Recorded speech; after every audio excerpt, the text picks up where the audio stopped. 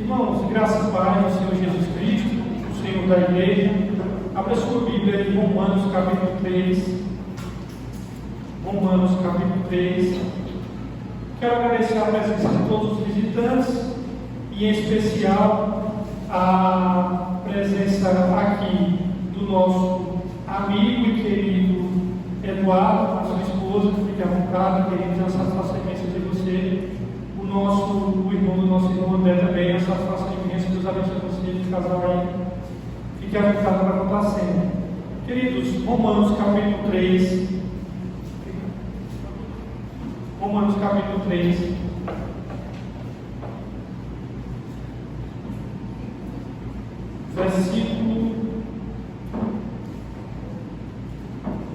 A partir do versículo 21. Romanos 3. A partir do versículo 21. Todos encontraram?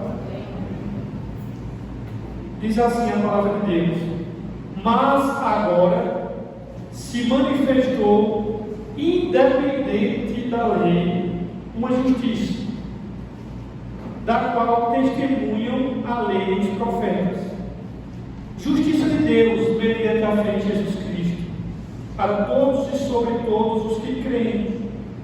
Não há distinção, pois todos pecaram e estão destituídos da glória de Deus, sendo, pois, justificados gratuitamente por sua graça, por meio da redenção que há em Cristo Jesus. Deus o ofereceu como sacrifício para propiciação mediante a fé pelo seu sangue, demonstrando a sua justiça. Em sua tolerância havia deixado impunes os pecados anteriormente cometidos, mas no presente demonstrou a sua justiça, a fim de ser justo e justificador daquele que tem fé em Jesus. Onde está então o motivo da vanglória? É excluído. Baseado em que princípio? No da obediência à lei? Não, mas no princípio da fé. Pois sustentamos que o homem é justificado pela fé independente da obediência à lei. Deus é apenas dos judeus? Ele não é também o Deus dos gentios? Sim, dos gentios também, visto que existe um só Deus que justificará os incircuncisos e os incircuncisos. Anulamos então a lei pela fé? De maneira nenhuma, ao contrário, confirmamos a lei. Queridos, essa porção que nós acabamos de ler aqui, ele é o coração da epístola de Paulo aos Romanos. Ele é o núcleo, ele é o âmago, ele é o centro de tudo que Paulo vai desenvolver nesta carta. Aqui nós temos a essência do próprio Evangelho. Evangelho esse que Paulo desejava pregar lá em Roma. E a questão é, já que a justiça de Deus exige a morte do pecador, e seu amor deseja ofertar-lhe o perdão, a felicidade eterna, a salvação, a bem-aventurança eterna, como é que esse Deus, que é justo e a sua justiça demanda que ele puna o pecador, mas ao mesmo tempo esse Deus é amoroso e o seu coração quer perdoar o pecador? Então, como é que Deus resolveu esse dilema, salvando pecadores, mas sem deixar de ser justo? A resposta a essa intrigante pergunta é o que Paulo quer responder aqui em Romanos. É o conteúdo dessa exposição. O que é interessante, irmãos, é que está no livro de Provérbios, ele diz assim, que é abominável aos olhos de Deus aquele que justifica o ímpio. Só que a Bíblia diz que Deus justifica o ímpio. Ora, se é abominável a Deus que justifica o ímpio, a Bíblia diz que Deus justifica o ímpio. E como é que acontece isso? Seria a Bíblia contraditória? Não, meus irmãos. A Bíblia vai responder justamente como é que Deus, sendo justo, salva pecadores, sem isso manchar a sua justiça. Paulo, só para dar uma introdução aqui a vocês, Paulo, antes desse parágrafo, desde o capítulo 1 a partir do versículo 18, até o último versículo, que é o 3,19, Paulo vem trazendo a primeira tese da carta dele aos Romanos. E qual é a primeira tese de Paulo? Paulo, que estava falando nos capítulos anteriores, a primeira tese dele é demonstrar que todos os seres humanos, de todas as raças, de todas as culturas, de todos os credos, de todas as classes sociais, tanto judeus como gentios, são pecadores diante de Deus e por isso estão culpados. Essa é a tese de Paulo. Demonstrar a universalidade do pecado, mostrar que o pecado atingiu a todos, sem exceção e sem acepção. E como é que ele começa a desenvolver essa tese? Ele começa a desenvolver no capítulo 1, versículo 18, e ele vai pegar os canhões dele e mirar em direção aos gentios. E quem são os gentios? Gentios são todos aqueles que não pertencem à nação de Israel. E Paulo vai mostrar por que os gentios são pecadores. Ele vai dizer que Deus revelou-se através das obras da criação. Eles rejeitam essa revelação de Deus, e ao rejeitar Deus, eles descambaram da idolatria para a imoralidade. E Paulo traz no capítulo 1, a partir do versículo 18, a maior lista de pecados do Novo Testamento. Nessa altura do campeonato, os judeus dizem: é isso mesmo, Paulo, esses gentios aí são pecadores mesmo, merecem ser condenados. Aí Paulo pega os canhões e diz: não, mas vocês também, judeus, merecem ser condenados. Aí ele vai voltar os canhões dele agora para o povo judeu. Está pensando que o pagão lá, que não é de Israel, que vive na mais obtusa idolatria e na mais degradante imoralidade, está pensando que só esses são condenados? Eu vou mostrar agora a vocês, judeus, porque vocês são pecadores também. E aí ele vai no capítulo 2, deixa o gentio de lado, que a gente vai falar no capítulo 1, e no capítulo 2 ele vai mostrar a vocês, povo judeu, porque vocês também são dignos de sentença diante de Deus. O que Paulo está querendo mostrar em síntese, irmãos, é os efeitos da queda, os efeitos da entrada do pecado no mundo. O pecado, irmão, não trouxe apenas arranhões. O pecado, na realidade, ele não é uma doença que atinge uns, outros não.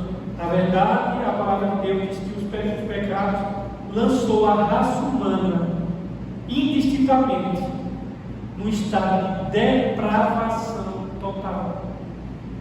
Aquilo que muitos chamam de pecado original. E a depravação total significa que todas as áreas nossas foram afetadas. O nosso corpo, a nossa volição, o nosso espírito, a nossa alma, a nossa psique. Não existe uma área do ser humano, em sua integralidade, que não foi afetada pelo pecado. Tudo foi afetado. E por isso que a Bíblia, Paulo vai mostrar aqui essa tese da universalidade do pecado. Como é que nós sabemos que o pecado é universal? Porque a morte é universal. Um senhorzinho de 70 anos morre. Um bebê também morre. Um doutor morre, um analfabeto também. O pecado atingiu todos, meu filho. Todos. E aí Paulo vai colocar, a tese de Paulo é essa: depois de colocar todos os homens sob a maldição e a condenação da lei, aí o apóstolo Paulo agora ele vai abrir as portas da graça, apontando o caminho da salvação em Cristo Jesus. Não é à toa que ele começa o versículo 21 dizendo: mas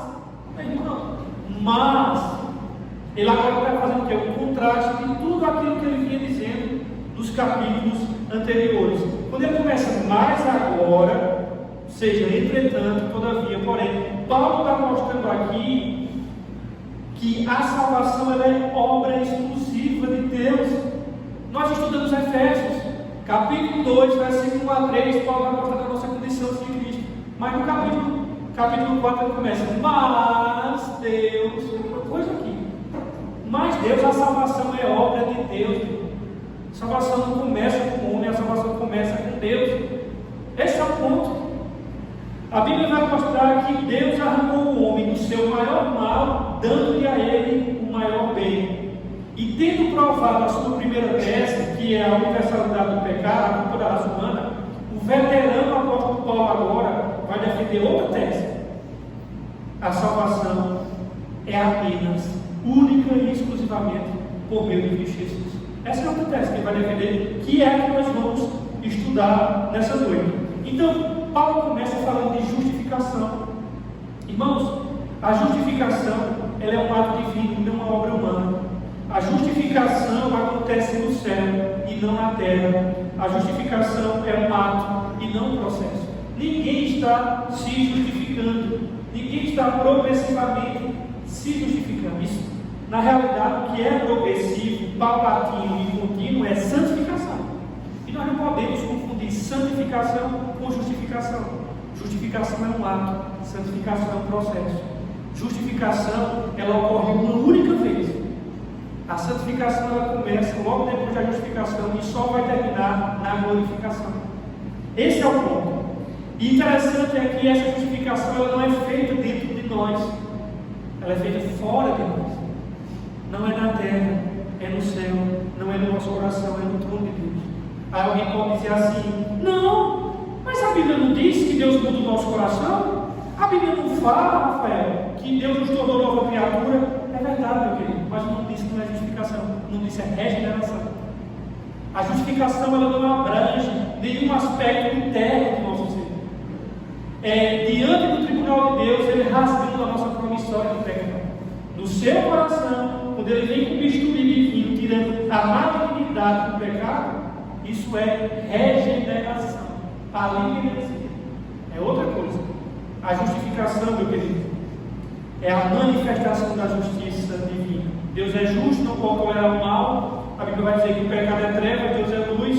O pecado é sujo, Deus é benigno. Deus é santo, e o pecado é maligno. Os olhos de Deus não podem tolerar o mal. E o que é que acontece? O pecador, o homem está separado de Deus. Por si mesmo, o homem não consegue se aproximar-se do Deus Santo, nem cumprir as exigências da lei desse Deus, e por esforço próprio, o homem não consegue satisfazer as demandas da justiça de Deus. E assim o homem pecador está sem esperança e condenado, enfadado às trevas eternas. E a justiça que ele precisa só pode vir mediante a fé em Jesus Cristo. E não há distinção, Paulo vai dizer que todos pecaram. É isso que ele vai dizer nesse texto aqui no versículo 23. Então, a passagem de Romanos 3,23, quando já se pois todos pecaram e destituídos estão da glória de Deus, é um resumo do argumento do que ele vinha tratando no capítulo 1, versículo 18, até o capítulo 3, versículo 19. Universalidade do pecado, todos pecaram. Todo mundo está debaixo da condenação. Não faz diferença se a pessoa é rica, se a pessoa é pobre, se ela é jovem, se ela é velha, se ela é mulher, se a pessoa é homem, se é culta ou inculta, seja gentia ou seja judia. Não interessa. Todos pecaram e carecem da glória de Deus, estão destituídos da glória de Deus. A prostituta, o mentiroso, o assassino estão destituídos da glória de Deus. Mas deixa eu dizer uma coisa aqui a você. Um pai de família que paga suas continhas, que honra seus compromissos, ele também está destituído da glória de Deus. Entendeu? Esse é um ponto. Aquela prostituta ou travesti que está ali no rosário, ele está destituído da glória de Deus. Mas um pai de família, compromissado, responsável, ele está tão destituído também da glória de Deus. Entendeu? Esse é o ponto. Mas o pai de família, mas eu não faço os mesmos níveis, eu não sou criminoso, eu não sou traficante. Deixa eu dizer uma coisa a vocês. Você pode estar em cima do morro com Jesus, e o traficante pode estar no pé do morro, mas tanto você que está em cima do morro com Jesus, quanto o traficante que está no pé do morro, todos dois estão impossibilitados de tocar nas estrelas. Eu não sei se vocês estão entendendo o que eu estou querendo dizer. Talvez você olhe para aquele que está lá, o promíscuo, o traficante, o travesti, seja lá o que for. Talvez você diga: eu não sou igual a ele. Meu amigo, você não pode ter chegado no nível de depravação, de estupro, de tudo, mas você está tão impossibilitado de tocar nas estrelas quanto a pessoa que está no fundo do mundo. O que eu estou querendo dizer é o seguinte: é que pode ser que aquelas pessoas que eu estou mencionando, elas podem estar no fundo, na realidade, de uma mina, e você no cume de uma montanha. ambos estão impossibilitados de tocar nas estrelas. Talvez não tenha chegado num nível de pecado degradante, mas você está destituído da glória de Deus. O que eu acho maravilhoso é o diálogo de Jesus com Nicodemo, no capítulo 3, que é um homem com uma moral elevada na sociedade, respeitado, com currículo, autoridade. Jesus diz: tu tem que nascer de novo. Aí chega no capítulo 4, o Espírito Santo faz questão de botar um contraste. Jesus se encontra com uma mulher que tem 5 maridos, uma mulher que tem uma nova do caráter, uma nova do currículo, era rejeitada da sociedade, eram os contrastes. E a Bíblia está mostrando: não importa seja religioso ou seja promíscuo, todo mundo precisa de Jesus. Esse é o ponto. Nicodemos e a mulher samaritana, ambos perdidos, um com a moral elevada, a outra com a nova do caráter, ambos destituídos, estão da glória de Deus. Porém, Deus, em vez de sentenciar o pecador ao castigo eterno, ele providenciou um meio de salvação. Como Cristo veio como nosso substituto, representante e fiador, tomou nosso lugar, sofreu um duro golpe da lei, bebeu sozinho o cálice da ira de Deus, a ponto de dizer: Pai, afasta de mim esse cálice. Não eram os sofrimentos físicos daquele cálice que ele temia, era a ira de Deus. Vá lá em Apocalipse, pega uma chave bíblica e vai examinar o que é taças na Bíblia, cálice na Bíblia, para você ver o que é. É ira, meu amigo. A ira de Deus ser despejada no seu Filho Santo e morreu uma morte vicária em nosso lugar, em nosso favor. E a lei foi cumprida, a justiça foi satisfeita e nós fomos justificados, e essa é a manifestação da justiça de Deus.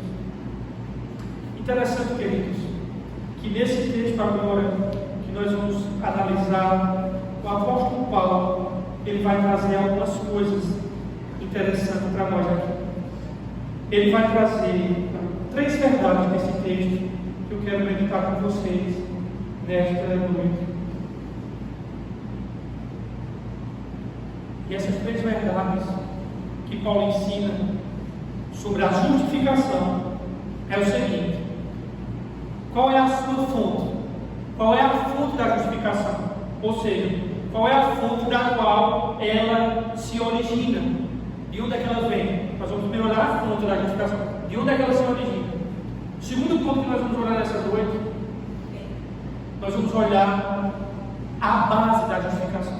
Nós vamos olhar a primeira fonte, de onde ela se origina, depois nós vamos ver a base na qual ela está alicerçada. Onde ela está alicerçada? Onde, na qual ela se sustenta? Origem da justificação, a base, o fundamento da justificação. E por fim, o nosso terceiro ponto, nós vamos olhar o meio da justificação. Qual é o meio pelo qual nós somos justificados? Ok? Então, antes de entrarmos nesses 3 pontos, eu só quero abrir um pequeno parênteses para mostrar a você que justificação ela vai um pouco além do perdão. Perdão, Cristo nos perdoou, é verdade. Mas eu quero que você entenda que a justificação não é apenas o cancelamento da dívida. Ou seja, ela vai além do perdão. Porque o que é perdoar? Perdoar é absolver alguém de uma penalidade ou dívida. O perdão tem uma conotação negativa. Já a justificação, justificar alguém é declarar que alguém é justo, tem uma conotação positiva. Perdão é a absolvição do castigo. Justificação é a declaração de que não existe nenhuma base para a aplicação do castigo. A voz do perdão, ela diz assim: pode ir, você está livre da pena que o seu pecado merece. A voz da justificação diz: pode vir, pois você é bem-vindo para desfrutar de todo o meu amor, de toda a minha presença. Eu quero só ilustrar para vocês, para ficar mais uma questão didática, qual é a diferença entre justificação e perdão. Imagina um menino que ele não tem condições de comer nada, a não ser que alguém dê a ele. Ele mora na rua, ele não tem condições de comprar um pão. Só que esse menino aí, ele deve $1 bilhão ao banco, certo?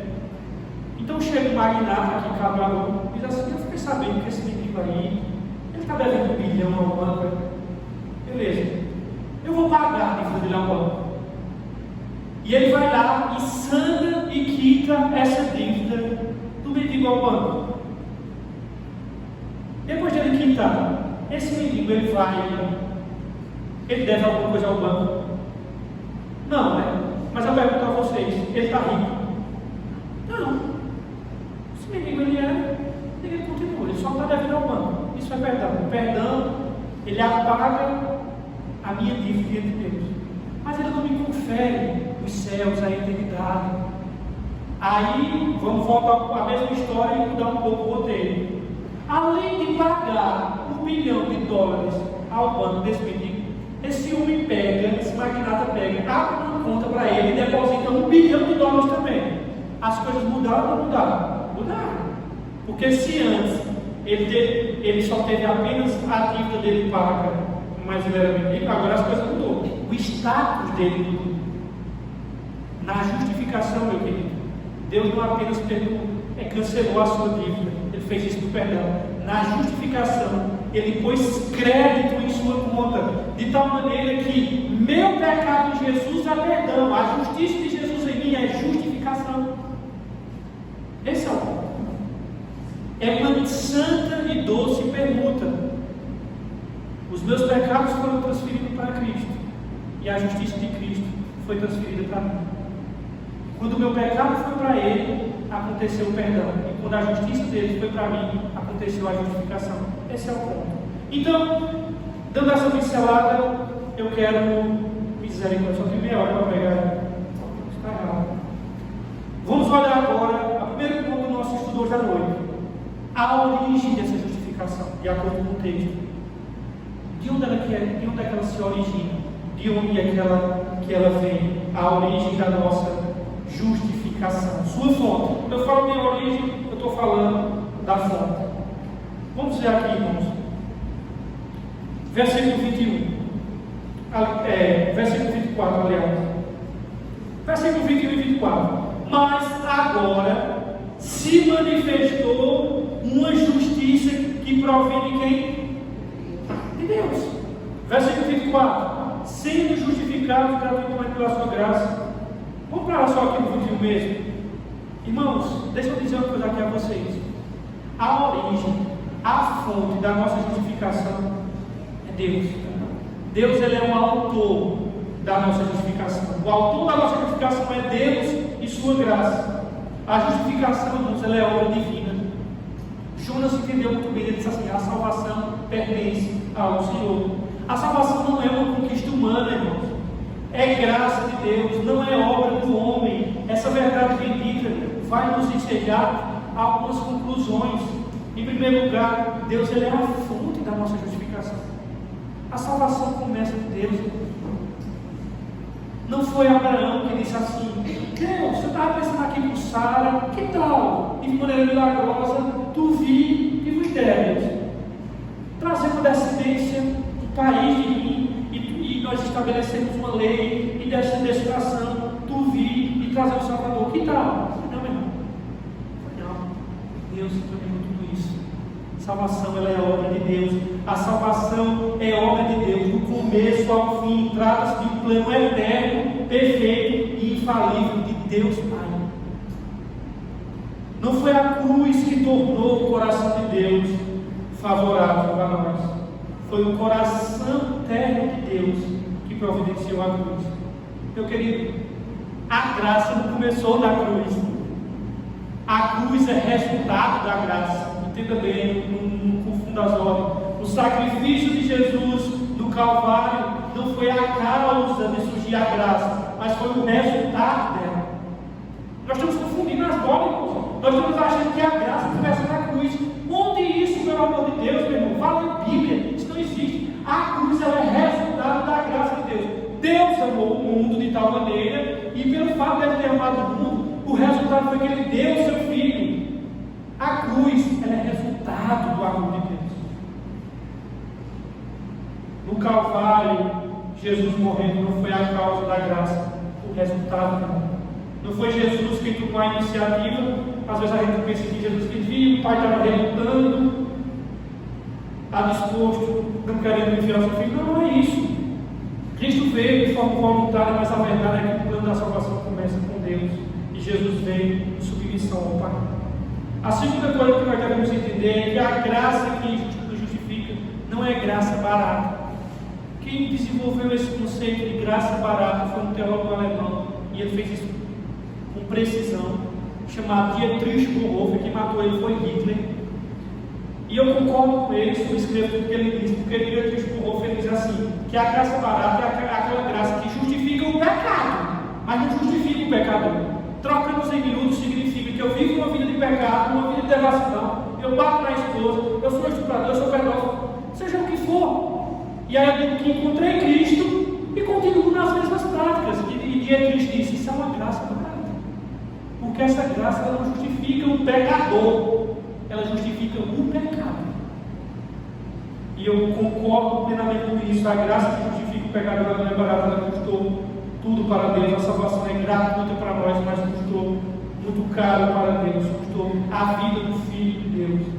O preço pago na cruz não foi ouro e nem prata, mas foi um precioso sangue de Cristo Jesus. A graça que justifica, irmãos, a gente, ela não pode ser conquistada e nem merecida. Esse é o ponto. Paulo usa uma espécie de redundância. Veja o versículo 24, para que ele diz aqui. Ele usa uma espécie de pleonasmo, quando ele diz assim: sendo justificados gratuitamente por sua graça. Mas Paulo, se já é gratuitamente, é pela graça. Se é pela graça, já é pela gratuitamente, né? Nós sabemos que a redundância, o pleonasmo, ele diz assim: entra para dentro, ele sai para fora. Não, só se entra para dentro, não se entra para fora. Ou seja, sobe para cima, desce para baixo. Para mim, só se sobe para cima, não se sobe para baixo e nem se desce para cima. Então, por que Paulo ele usa tamanho pleonasmo? Por que Paulo usa tamanho redundância?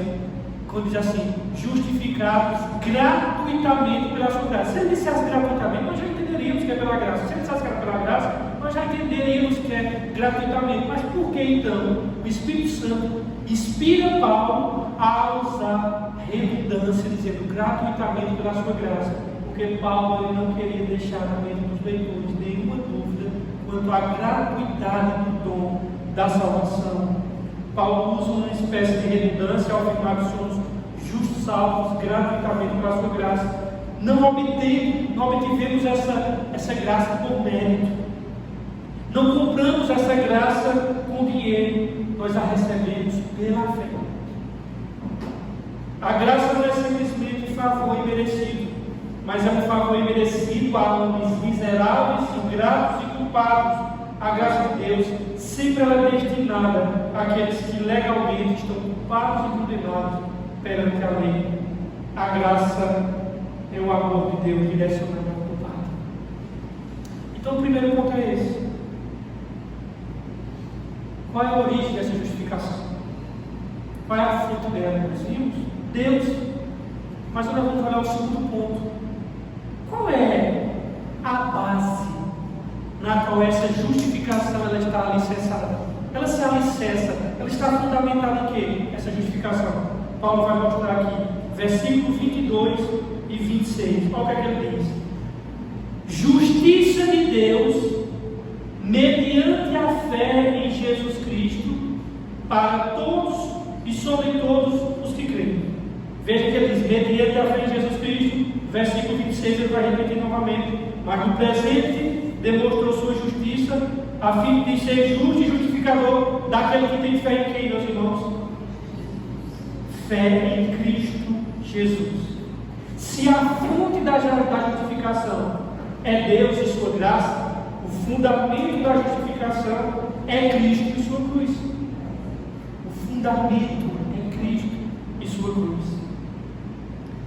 Como é que esse Deus Santo, que não pode tolerar o mal, agora pode declarar justo o injusto sem comprometer a sua própria justiça e nem condescender com a justificação do injusto? Porque se Deus justificasse o injusto, seria uma base. A justificação do injusto seria injusta imoral e impossível. E por que Deus não poderia justificar o justo se não tivesse uma base? Simplesmente é o seguinte: digamos que vocês chegam na casa de vocês, e aí vocês entram na casa de vocês e veem a casa inundada de sangue. Vocês estão no choque, quando dá os primeiros passos, vocês encontram um familiar morto lá. E você fica desesperado, você caminha mais um pouco e encontra outro, encontra um filho. Lá na cozinha você encontra um outro parente seu sendo trucidado pelo bandido. Você pega aquele bandido, a polícia prende ele, leva ele, vai todo aquele trâmite judicial, pelos atos do processo. A justiça, o juiz, de forma clara, cristalina, sem nenhuma dúvida, sabe que aquele é o condenado. No dia da audiência, vocês estão lá, um criminoso que acabou com a família, vocês estão lá. Digamos que o juiz diz assim: eu sei que pelos autos do processo ele é o culpado, mas hoje eu estou bem moral, hoje eu estou de bem com a vida.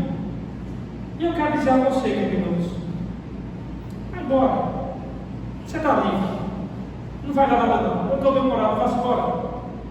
O que é que vocês achariam do juiz disso? Vocês sairiam daquele lugar furioso, irado, dizendo que tem em Caruaru um juiz mais corrupto, mais nojento do que os bandidos, porque em vez de absolver, ele está liberando. E vocês iriam dizer o seguinte: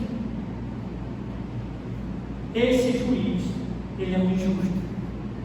E eu pergunto a vocês: Deus é justo ou injusto? A resposta óbvia é: ele é justo. Se ele é justo, ele tem que liberar o criminoso, o pecador culpado, ele tem que condenar. Aí você diz: ele tem que condenar. E por que a Bíblia diz que ele nos justifica? Ele nos absolve. Esta é a pergunta. E a resposta de Paulo é: a cruz do Calvário é a base onde Deus pode salvar o pecador sem deixar de ser justo. A cruz de Cristo é o emblema, é o outdoor para mostrar que Deus diz: olha, eu posso salvar pecadores sem comprometer a minha justiça. Por isso que a Bíblia vai dizer que seria injusto Deus justificar o injusto. Isso seria contra a sua natureza santa. A única razão pela qual Deus justifica os ímpios é porque Cristo morreu pelos ímpios. E esse Cristo que morreu pelos ímpios, ele satisfez a justiça de Deus. E Deus disse: esse é o meu filho amado, em quem eu me comprazo. Só porque ele, Jesus, derramou o seu sangue na sua morte sacrificial por nós pecadores, é que Deus pode justificar justamente o injusto. E aí Paulo vai elencar aqui 4 grandes figuras para mostrar como aconteceu todo esse trâmite da salvação. Em primeiro lugar, Paulo vai recorrer aqui à linguagem dos tribunais. Ele vai lançar mão e ele vai para a área jurídica. Ele vai usar o termo justificação. Ele diz assim, versículo 24: sendo justificados. Irmãos, ainda eu não tinha falado de onde é oriundo esse termo justificação. O termo justificação, ele é tirado dos tribunais, ele é um termo forense. Em virtude da expiação feita por Cristo em nosso favor, em nosso lugar, nós somos declarados justos diante do tribunal de Deus. Não pesa sobre nós nenhuma condenação. Esse é um ato judicial, forense e legal. Estamos quites com a lei divina. Veja que interessante aqui, eu digo, nós não podemos confundir justificação com santificação. Justificação é um ato, santificação é um processo. Justificação é uma questão de imputação. A culpa do pecado, do pecador, é imputada a Cristo, e a justiça de Cristo é imputada ao pecador. Então, enquanto a justificação é uma questão de imputação, a santificação é uma questão de transformação. A justificação é um veredito dado de uma vez por todas. Santificação, digo mais uma vez, é um processo que ocorre ao longo de toda a vida. Paulo pega emprestado do mundo jurídico esse termo de justificação, porque justificação era um ato declaratório do juiz. Justificação é o oposto de condenação. Condenação é declarar uma sentença de culpa sobre alguém. Justificação é declarar que aquele alguém não tem culpa, que ele está absolvido, que ele está aqui diante da lei. Tanto justificação é o oposto de condenação e condenação é o oposto de justificação, mas ambas são pronunciamentos feitos por um juiz. E aí Paulo deixa a linguagem dos tribunais de lado e agora ele vai entrar na linguagem e fazer e lançar mão e fazer uso do termo dos escravos. O primeiro século do Novo Testamento foi escrito era uma sociedade onde se tinham escravos, mas muitas vezes nós comparamos aos escravos do primeiro século aos mesmos tipos de escravidão que tinha aqui no Brasil, que era o pessoal nascido levando cacete. Não é bem assim. Se você estudar os escravos do Novo Testamento, na época de Paulo, não era do mesmo jeito que nós imaginamos hoje. Totalmente diferente. Tinha pessoas que eles queriam de fato ser escravos, mas aí é outra discussão. Mas eu só quero dizer que Paulo ele vai usar a palavra redenção.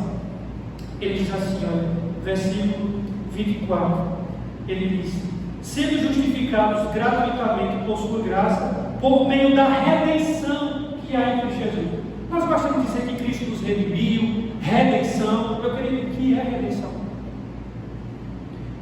A palavra grega da redenção é a politrosis. É um termo que é emprestado dos mercados. Da mesma forma que justificação é um termo emprestado dos tribunais, redenção, a politrosis, é um ato de comprar um escravo mediante o pagamento de um preço. Chegava um senhor no mercado dos escravos e ele diz assim: eu quero aquele escravo para mim. Quando ele pagava um preço por aquele escravo, ele estava redimindo aquele escravo. Ou ele pegava aquele escravo para ele, ou ele libertava aquele escravo. O que tornava uma pessoa escrava no primeiro século eram várias coisas. Dentre essas várias coisas era a falência financeira. Eu quebrei financeiramente. A única maneira de pagar, eu me vendia junto com a minha família como escravo. Se eu tivesse um primo, playboy, endinheirado, que gostasse de mim, esse primo poderia chegar, rapaz, ele está como escravo agora. Então ele chegava, pagava o preço daquela minha dívida, e ali ele me libertava. Ou me libertava para pertencer a ele, ou dizia assim: brother, segue a tua vida. E Paulo lança mão disso, porque nós éramos escravos do pecado. Nós estávamos no cativeiro do pecado. E a Bíblia vai dizer que Cristo paga o preço para nos resgatar. A redenção é um ato de comprar um escravo cativo a fim de libertá-los.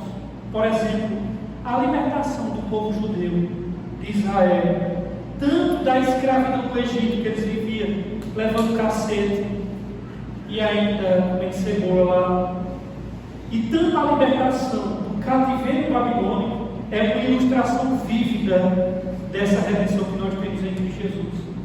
Quando Paulo diz redenção, a linguagem de redenção é a linguagem de aquisição de um livramento mediante o pagamento de um preço.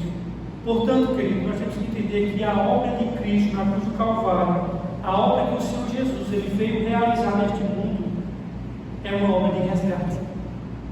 Lembra quando as pessoas, eu não me recordo o ano, não sei se foi em 2011, eu não me recordo, que as pessoas caíram numa mina lá no Chile, e que passaram dias e dias, as pessoas dentro daquela mina, e a imprensa de noite, será que vão sobreviver? E foram lá naquela mina, no subsolo, nas regiões mais abissais, e encontraram aquelas pessoas, aqueles trabalhadores vivos, e conseguiram resgatar ali. E sabe o que a imprensa disse? Que obra de resgate, a maior obra de resgate da história da humanidade. Deixa eu dizer uma coisa aqui a vocês, irmãos. A maior obra de resgate não foi os homens que no fundo da mina resgataram, foi o Filho de Deus sair do trono dele, vestir o corpo dele, humilhação desse, morrer na cruz do Calvário para libertar pecadores. Essa foi a maior libertação que existiu. E ele fez isso doando a sua vida. A doação de sua vida foi o preço do resgate. A cruz foi a maior missão de resgate do mundo. Cristo nos resgatou da casa do valente. Cristo nos resgatou do império das trevas e das potestades de Satanás. E arrebentou o nosso cativeiro e nos deu salvação eterna. Tirou-nos da escravidão com mão forte e poderosa. Éramos escravos da carne, do mundo e do diabo, e Ele nos tornou livres. Estávamos mortos nos nossos delitos e pecados, e Ele nos deu vida. Estávamos perdidos e fomos achados. Cristo verdadeiramente nos tornou livres. E é importante ressaltar que esse preço que foi pago, não foi pagar o diabo, foi pagar o próprio Deus. Era contra Deus que nós pecamos, não é contra o diabo. Esse preço foi pagar a Deus o Pai. Deus providenciou o sacrifício e Ele mesmo recebeu a oferta. Pelo sangue de Cristo, Deus propiciou a si mesmo, e a cruz foi a justificativa de Deus. E aí, em terceiro lugar, Paulo já saiu da linguagem dos tribunais. Ele agora vai sair, acabou de sair da linguagem dos escravos, e agora ele vai entrar numa linguagem lá do templo, do Santo dos Santos, lá do Antigo Testamento. Ele vai usar uma palavra que o judeu estava acostumado. Veja o versículo 25. Ele diz assim, verso 25: Deus o ofereceu, isto é, ofereceu Cristo como sacrifício para propiciação mediante a fé pelo seu sangue. Propiciação. A palavra aqui, hilastério, significa literalmente o assento da misericórdia. Era um propiciatório, onde era aspergido o sangue na arca, a tampa da arca, que ficava por trás do Santo dos Santos. A palavra grega aqui, hilastério, propiciação, significa sobretudo o que é propiciação. Para você bem simples. É porque muitos aqui não estão acostumados com a linguagem do Antigo Testamento. Propiciação é um sacrifício que é feito para aplacar a ira de Deus. Aí vem os céticos, que vai interessar os céticos. Os céticos dizem assim: está vendo que o Deus da Bíblia ele é igual aquelas divindades do mundo grego, do mundo babilônico, dos assírios, porque o mundo pagão, as outras culturas também, quando ia navegar no mar, o que é que eles faziam? Eles faziam o sacrifício para aquela divindade do mar. Para quê? Para que quando fosse viajar, né, que não tinha carro naquela época, eram navios, quando fossem viajar, as suas viagens fossem tranquilas, para que o Deus do mar desse uma sacrilejada. Então eles faziam um sacrifício para propiciar esse Deus. Às vezes vinha uma praga que inundava a comunidade da Grécia, aí faziam o sacrifício para aqueles deuses, e aquela praga dizia assim, para cessar aquela praga. Aí os céticos, os ateus, dizem assim: está vendo que o Deus da Bíblia, ele é um Deus igual a uma divindade dessa, porque tem essa ideia de propiciação, tem essa ideia de sacrifício que atenua a ira. Eu queria dizer outra coisa a vocês. Quem vier com esse argumento pueril, só que não entendeu uma coisa: as divindades pagãs, quem fazia o sacrifício para aplacar essas divindades era o adorador. O Deus da Bíblia, ele faz o sacrifício para aplacar ele mesmo. Não é o adorador, não é o fiel que diz: deixa eu fazer aqui uma espécie de macumba para aplacar ele. Não, ele mesmo que providencia o sacrifício. Por meio de Jesus Cristo, ele diz: eu que vou aplacar a minha própria ira. Por isso que na cruz do Calvário é Deus entregando o seu Filho para ser morto, para satisfazer Ele mesmo. É como se Deus dissesse: vocês estão devendo a minha lei, merecem ser punidos, mas eu vou arrumar um jeito para vocês me pagar essa dívida, e eu vou pagar a dívida a mim mesmo. Então, em termos simples, a doutrina da propiciação significa que Cristo propiciou a ira de Deus. Nós estamos vendo florescer aí um evangelho do amor, que parece que Deus só tem amor nos seus atributos. E eles estão escondendo a ira e a santidade de Deus. E no nome do amor, que Paulo vai dizer, esse tipo de amor é paixão infame, eles estão escondendo esse caráter de Deus. Irado. Só que nós não vamos, irmão, nos render a esse evangelho amoroso, que não é amor verdadeiro, nesse passagem, mas em nome do amor se esconde ética, se esconde santidade, se esconde um Deus irado. E a ideia é que a cruz ela aplaca a ira de Deus. Em termos simples, a doutrina da propiciação significa que Cristo propiciou a ira de Deus. Eu acho interessante pessoas que têm dificuldade de Deus que se ira. Meu amigo, tu é um pecador imundo e vê crimes cometidos no jornal, tu fica irado. Deus Santo não pode se irar. Ele tem que se irar, porque isso faz parte do caráter dele. A gente se ira com pedófilo, Deus não vai se irar. É claro que ele tem que se irar. A gente se ira com estupro. Imagina Deus. Se Deus não se irasse, ele seria um psicopata. Ele é Deus Santo e a santidade dele demanda que ele se ire mesmo. Esse é o ponto. Ah, mas eu não creio no Deus que se ira. Claro, você crê no Deus da sua cabeça. Porque o da Bíblia, ele é o Deus que se ira. Esse é o ponto.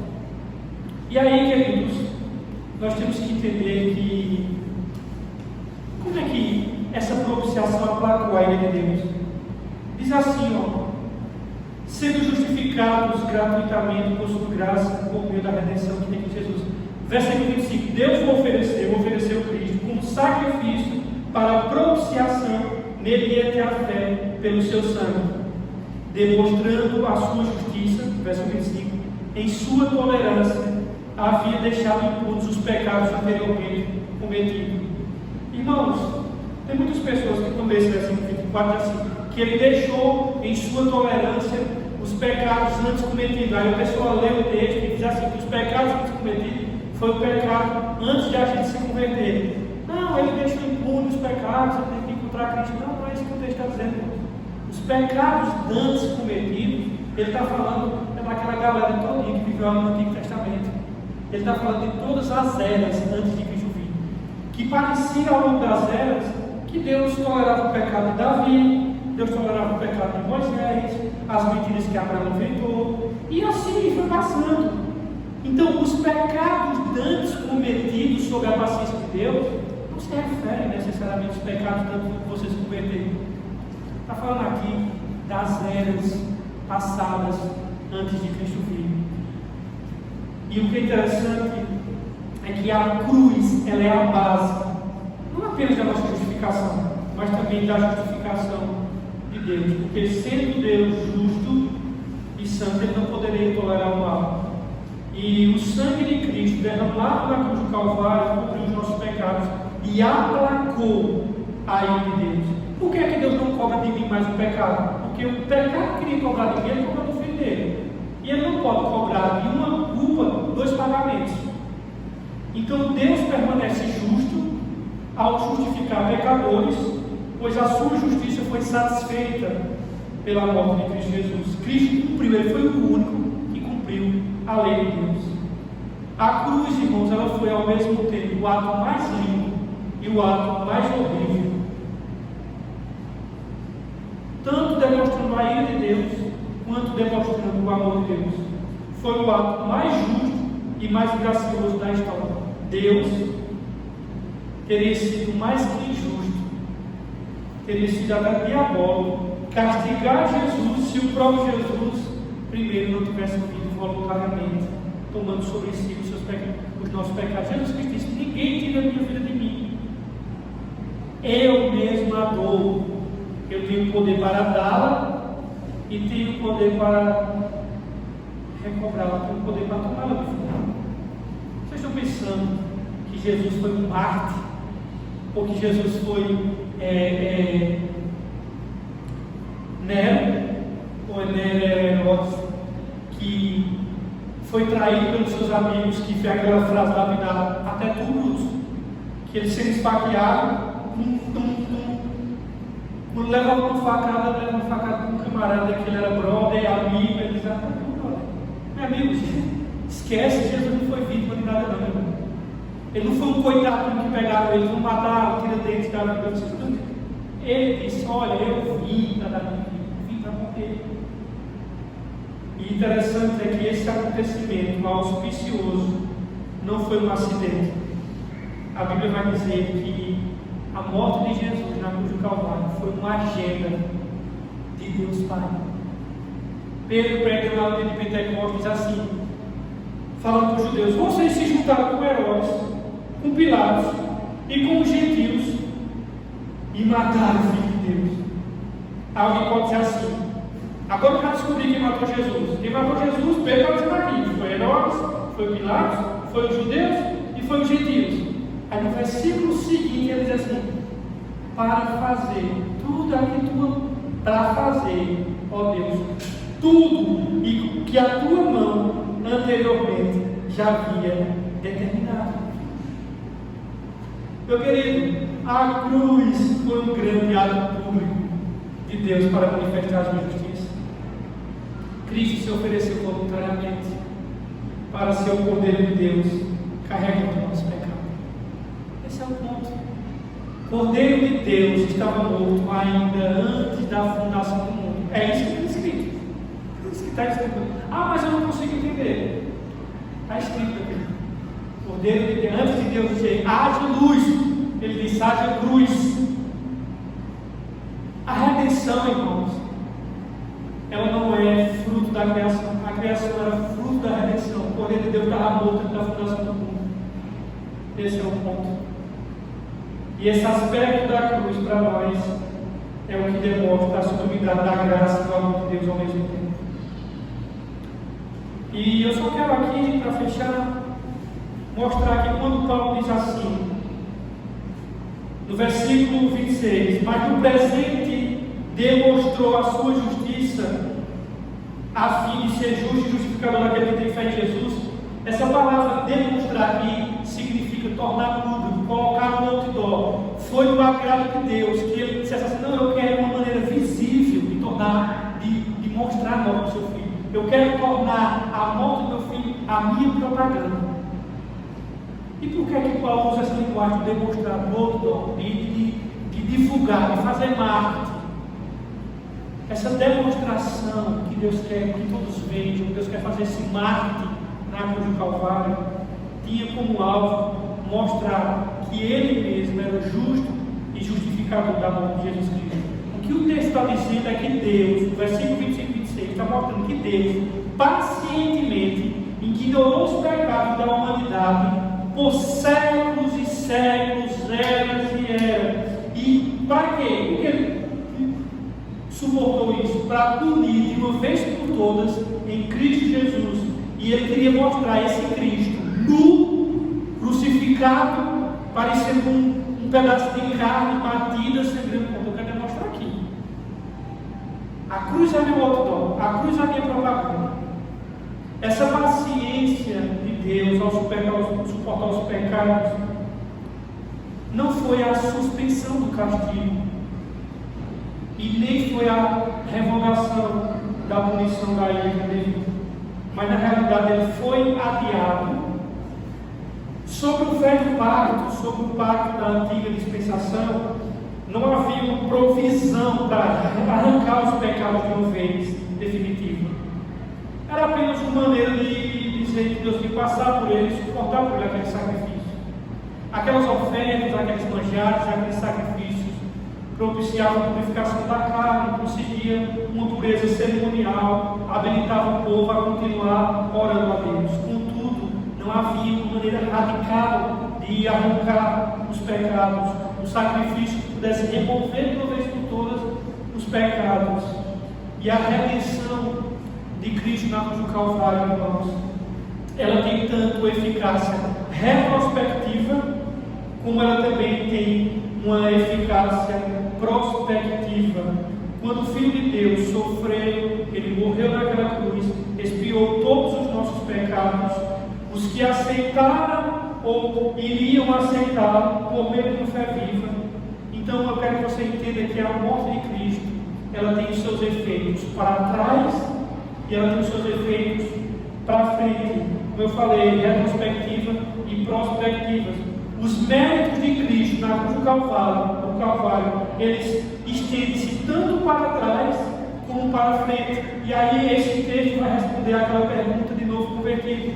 E aquelas pessoas que viveram antes de Cristo e que morreram antes dele, foram salvas como? Meu querido Paulo está respondendo aqui. Elas foram salvas pela fé em Jesus. Entendeu? A salvação sempre foi pela fé, meu amigo. Nunca existiu salvação pela lei. Quem disse isso mentiu, gente. A salvação sempre foi pela fé em Cristo.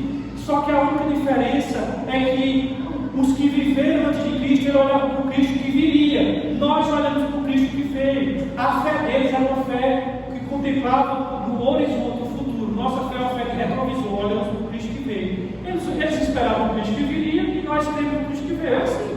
Mas ambos foram salvos pela fé. Nunca existiu outro tipo de salvação que não seja pela fé em Cristo.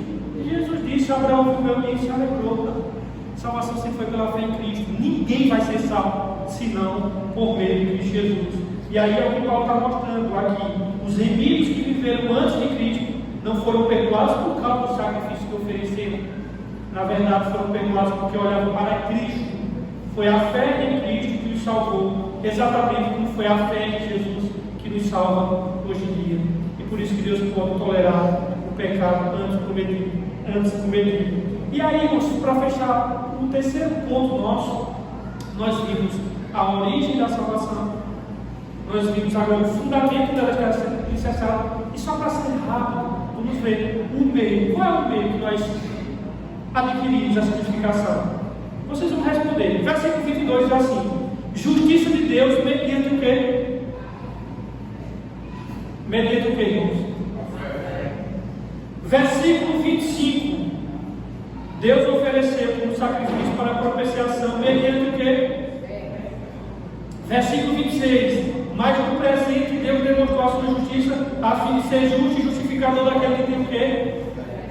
Versículo 28, para nós finalizarmos: pois sustentamos que o homem é justificado pelo quê? Queridos, se a fonte da justificação é Deus e sua graça, se o fundamento da justificação é Cristo e sua cruz, o meio e o instrumento para sermos justificados é a fé. Não somos justificados, irmãos, por causa da fé. Somos justificados por meio da fé. A causa é a morte, o meio é o meio é a nossa fé em Jesus.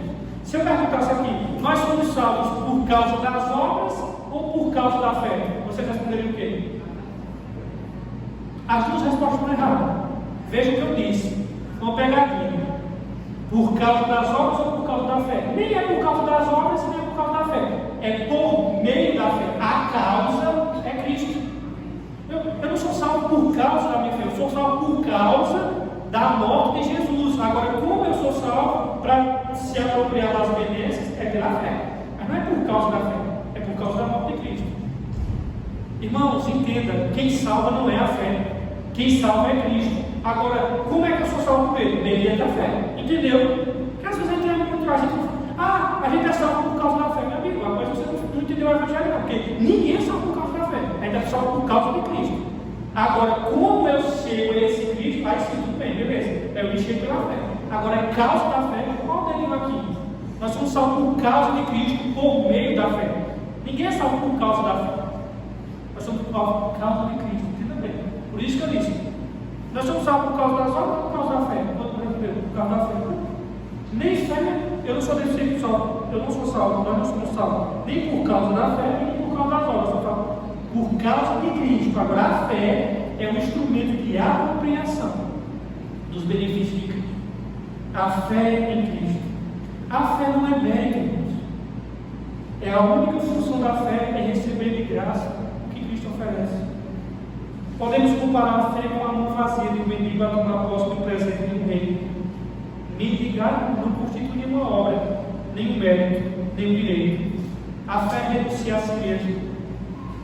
O que eu acho interessante é que tem muitas pessoas que dizem assim: eu tenho fé. Só que entenda bem, meu amigo, A fé que nos salva não é a fé na fé. Tem muita gente que tem fé na fé. Já ouvi pessoas dizer assim, não, mas eu tenho uma fé muito grande. Olha, pense uma pessoa de fé sou eu.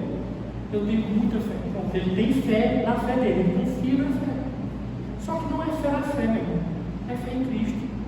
Não é fé nas obras, não é fé em Pedro, não é fé em Paulo, não é fé em Abraão, não é fé em Davi, não é fé em ninguém, é fé em Jesus. Você pode ter fé. Se essa fé não estiver em Cristo, nada adianta. Você pode ter a fé do tamanho de Abraão, mas essas fés só terá valor se estiver em Cristo. Antes dela poder, eu evangelizava na Fusão, e a mulher chegou lá, Pai do Senhor, meu irmão, bem, amém. Eu sou de Cristo também. Eu digo, a gente tem que fazer alguns testes práticos, porque hoje em dia o maior campo missionário é os evangélicos, ele conhece quase nada do evangelho, felizmente. A diga, não tem certeza de salvação? Tem, irmão, não tem, é pela fé. Aí eu, lá dentro está assim, essa resposta está certa, porém completa. Sério, pela fé em quem? Não, pela fé. Eu sei, mas é pela fé. Mas é a fé em quem? Mas não é a fé?